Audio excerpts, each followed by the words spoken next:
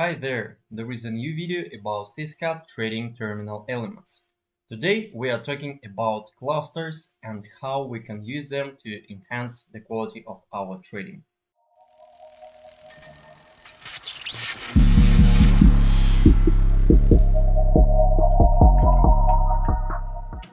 What is the clusters area? This is a history of market orders made within a time frame at each price level.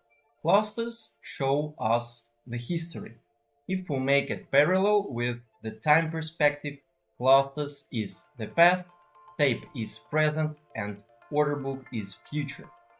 Limit orders placed in order book will be executed by market participants, whose orders will be displayed here, and then it goes to the history here in clusters. Let's look into details. Green color buyers, red color sellers. The cluster is colored with the color of which side has showed predominance by the moment of 5 minutes or other time frame expiration. In this part we see the cumulative delta and common volume. Common volume is the total volume of contracts per 5 minutes, both sales and purchases, while cumulative delta is the difference between buyers and sellers. If we see red color, sellers are winning. If we see green color, buyers are winning.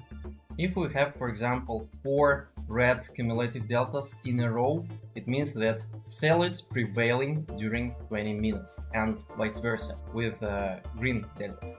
It's an indirect and additional argument for reversal point or beginning of a new trend.